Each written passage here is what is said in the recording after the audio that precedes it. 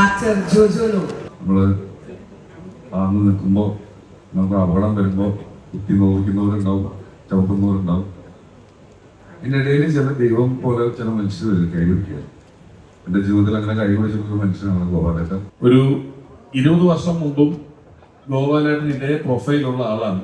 പക്ഷെ ഞാനൊന്നും 20 വർഷം മുമ്പ് ഇപ്പോൾ അവകാശപ്പെടാവുന്ന പ്രൊഫൈലുകളൊന്നും ഇല്ലാത്ത ആളുകളായിരുന്ന കാലത്ത് ഇരിക്കുന്നിടത്തുനിന്ന് ഞങ്ങളൊന്ന് വിളിപ്പിച്ച ഞങ്ങളൊന്ന് പോയേനെ. പക്ഷെ അദ്ദേഹം ഞങ്ങളിരിക്കുന്നിടത്തേക്ക് വന്ന് ഞങ്ങളെ കാണുകയും സ്നേഹിക്കുകയും ഒക്കെ ചെയ്തു.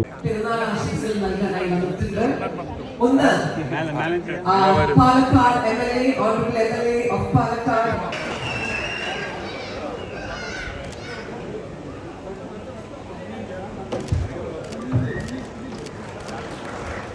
അപ്പോൾ ചെയർമാൻ സാർക്ക് പൊന്നാട അണിയിച്ചപ്പോൾ നമ്മൾ തിരിച്ച് സ്നേഹം കാണിക്കുകയാണ്. തിരിച്ച് പൊന്നാട അണിയിച്ചിരിക്കുന്നു.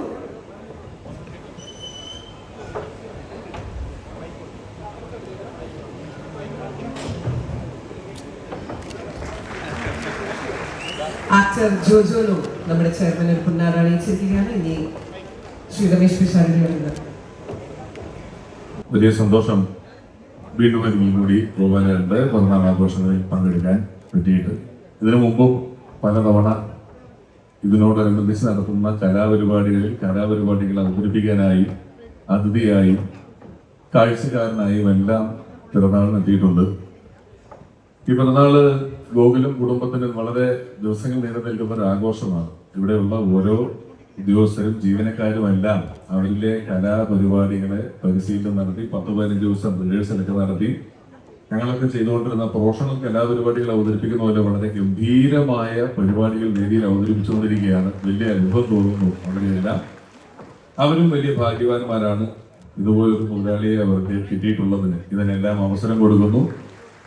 രാവിലെ മുതൽ വൈകുന്നേരം വരെ അദ്ദേഹം സമയം മാറ്റിവെച്ച് ഇതെല്ലാം കാണുന്നു, അവരെ പ്രോത്സാഹിപ്പിക്കുന്നു. വലിയ ഭാഗ്യമാണ്. ഒരു 20 വർഷം മുമ്പും ഗോപാലേട്ടൻ ഇതേ പ്രൊഫൈലുള്ള ആളാണ്. പക്ഷെ ഞാനൊന്നും 20 വർഷം മുമ്പ് ഇപ്പോൾ അവകാശപ്പെടാവുന്ന പ്രൊഫൈലുകളൊന്നും ഇല്ലാത്ത ആളുകളായിരുന്ന കാലത്ത് വടകരയിൽ ഒരു ക്ഷേത്രത്തിൽ ഞങ്ങളുടെ പ്രോഗ്രാമിന് പോയി.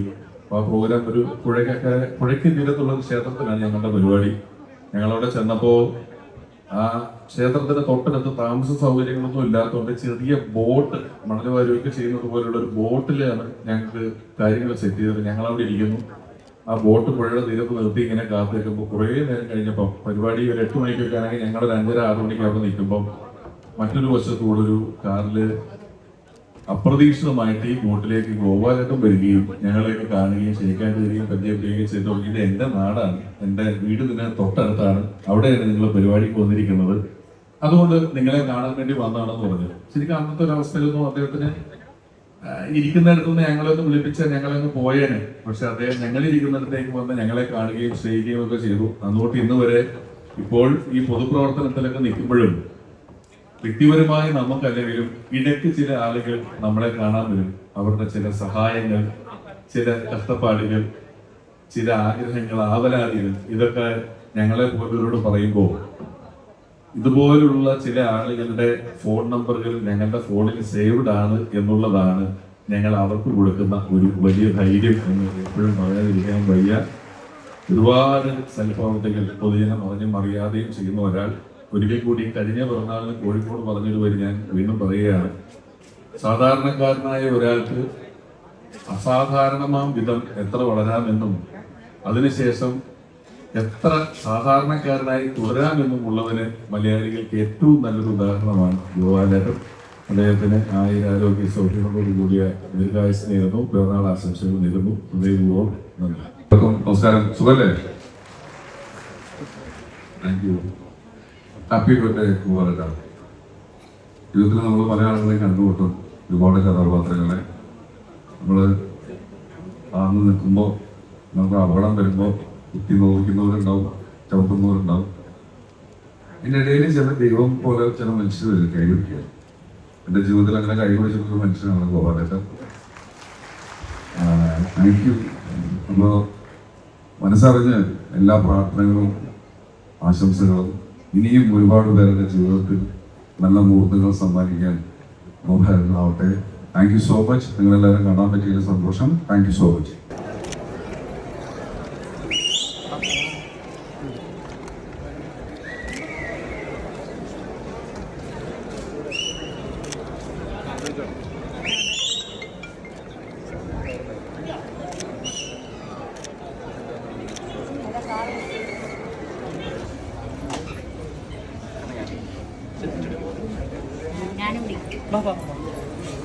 കിളി സിത്തുവിനെ വിളിച്ചോട്ടോ.